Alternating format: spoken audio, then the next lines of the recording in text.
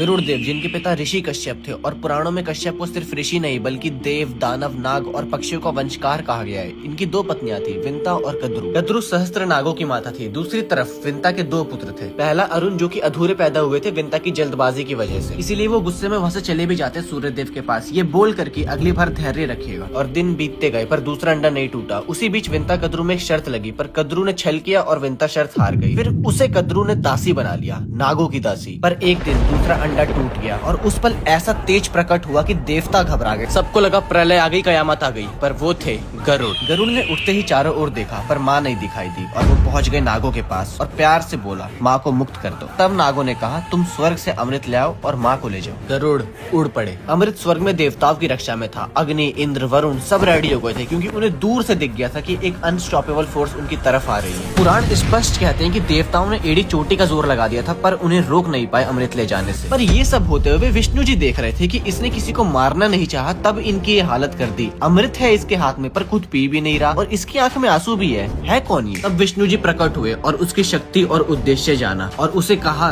तुम अमृत के बिना अमर रहोगे, नागों पर हमेशा विजय पाओगे और स्वयं मेरे वाहन बन के हमेशा मेरे साथ रहोगे। जाओ दे दो उन्हें अमृत, मुक्त करो अपनी माँ को, मैं हूँ ना, सब संभाल लूंगा। और फिर गरुड़ देव अमृत नागों के पास ले जाकर अपनी माता को मुक्त करा देते और अमृत देखकर नाग कहते, पहले स्नान कर लेते हैं, अमृत है, नहा धोकर बढ़िया से पियेंगे। उतने में इंद्र आए, अमृत लेकर छू मंतर हो गए और नाग अमृत से सदा के लिए वंचित रह गए। और इसके बाद गरुड़ देव ने नागों का जीना दुश्वार कर दिया था। उनके डर से नागों ने दिन में बाहर आना छोड़ दिया था। कालिया नाग भी अपने घर रामनका द्वीप से वृंदावन छुपने गरुड़ के डर से ही भाग कर आया था। इवन गरुड़ देव ने रामायण में श्री राम की सहायता करी थी नागपाश तोड़कर, और महाभारत में श्री कृष्ण के रथ पर गरुड़ का ही चिन्ह रहा है। पर फिर एक समय आया, गरुड़ देव को अपनी शक्ति पर थोड़ा अहंकार आ गया और उन्हें लगा वो सबसे तेज है, बलशाली है। पर तभी वो आए जो बल का स्वरूप है।